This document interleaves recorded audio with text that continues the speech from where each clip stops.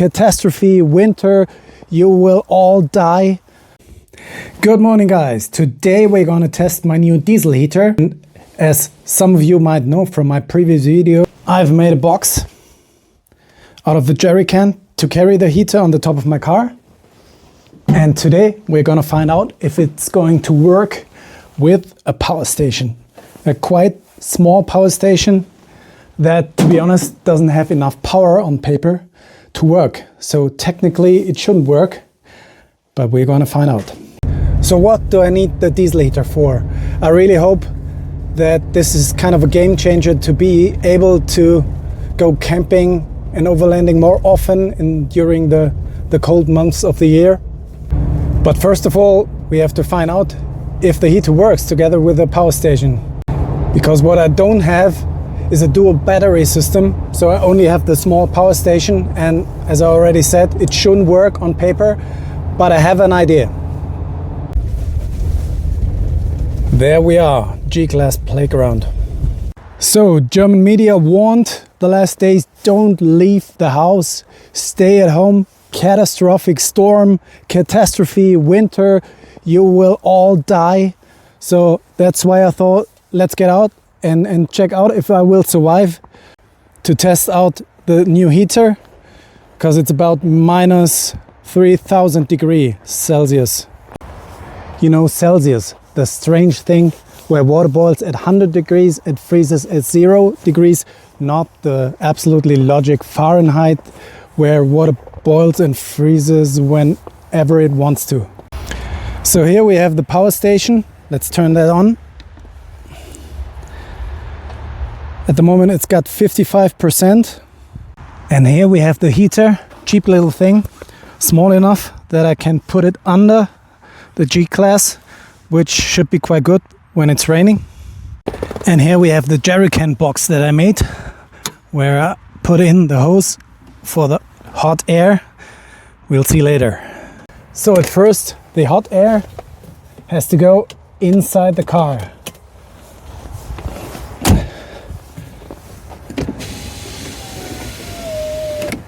And that's what I've made this for.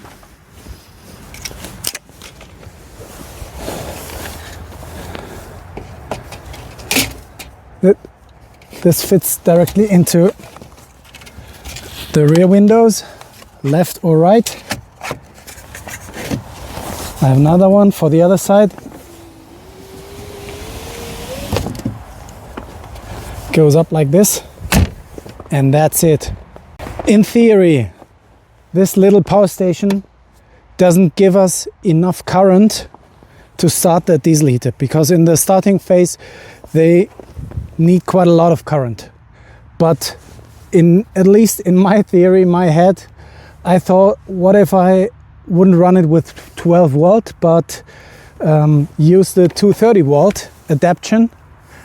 Then theoretically current should go way down. So let's see if that school physics is the right idea, or if it doesn't work.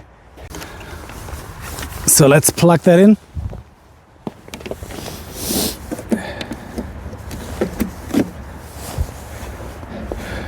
Turn the 230 volt system on. Now it's running, still at 55%. Everything's all right. And now turn it on here and see what happens.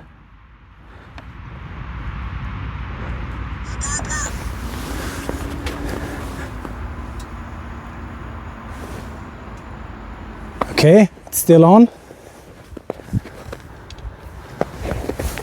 Let's see what the power station shows us. 104, 106 watts, 107, 108. Still running.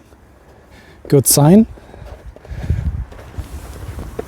But that's only the glowing phase of the idling here. I think we cannot see anything on that little tiny screen here. 114 watts, 115. So interesting to see if that works. So I don't know if you can hear that We're still at 118 watts, but ignition has started. You hear that click noises? Click, click. In fact, it's not ignition, it's the noise of the pump. So it's 2 minutes now. The pumping is getting more and more. I hope you can hear the sound. It's pumping faster, and I can already feel some air flowing. It's not yet hot. We'll see, but guys, I think that really works. So that might be the tip here. Simply use the 230 volt system to, what's it called, decrease the current, and then even the starting phase of a diesel heater should work together with a small power station. So it's getting louder and faster. Oh great, we are already at only 20 watts. So starting phase is over. No ignition glowing with high current. So let's check that out. Already warm, great. It's working. Guys, it's working. Let me see. Let me check.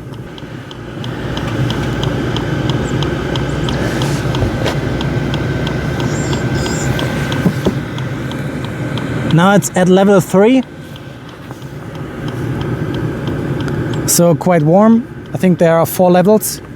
And it's working. Great. Now I'll show you how to use the hose.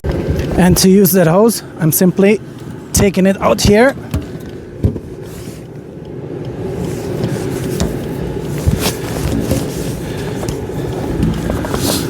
Putting it onto that heater. And then in German we call it like bayonet. I made that from whatever part, I can't remember. And I made an adapter so that simply goes onto here and should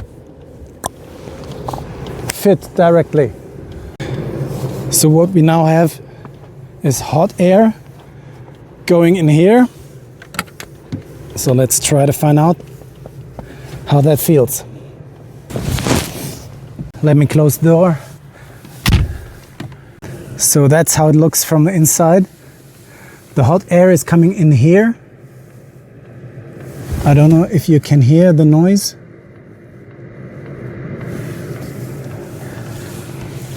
Might be a bit too loud.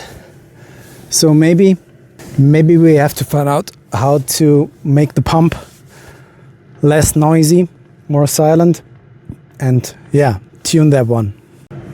But the air that is getting in here is really cozy warm. So maybe I'll survive that very, very dangerous storm. So maybe that's the right time to show you what I made here. That's kind of a ventilation adapter, I don't know how to call it, where I made this adapter for the hose. And I also have some USB-C ports here integrated to run electricity into the car and out of the car while camping, while overlanding, while sleeping. I'll shut that later. I have standard USB ports here. I have 230 socket here. I have 230 the other way around here. And I have an adapter for solar. So this should be quite handsome. At least I hope that it works. So, looks like a quite good scenario for winter camping. As you might see, the watts, they are changing between 0 and 25, 26 watts. So I guess it's kind of a sinus curve. And at 53% of battery, at least it's calculating that will last 13 hours. So that's quite good. So it should, let's turn it on again. It should easily work for at least 2 nights with level 3 of heating. I'm really stoked that this worked. And yes, I cleaned the car extra for you.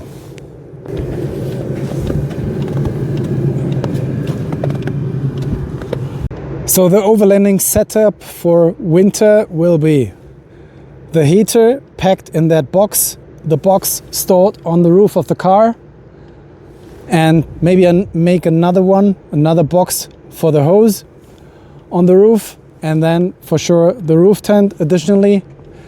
And the power station is always stored in the trunk. From there on, from the trunk, electricity goes through that panel here into the roof tent, or it simply stays inside when sleeping in the car. So this ran for about 10 minutes now, and it's still at 53%, so the 13 hours calculated time is quite realistic, I think. But on the other hand, we could also simply calculate it with about what we see, 20 watts, 20 to 27 watts. So if we expect 27 watt of constant power, and we calculate that with 13 hours, we are about at 350 watt hours, which is about half of the size of this small power station. So it makes sense because we are at 53% at the moment. So the calculation seems to be correct. So this will last easily 2 long and cold nights, I would say. That's exactly what I hoped to achieve. It's a hack and quite a risk to buy all that stuff and prepare it, not knowing if it's going to work. But maybe that's the advice. In Germany we say einfach machen. Something like just do it. Sometimes it works. So I'd say mission accomplished for the winter camping setup. So I'll pack all that stuff together and then we'll see if I make it home through that dangerous winter storm.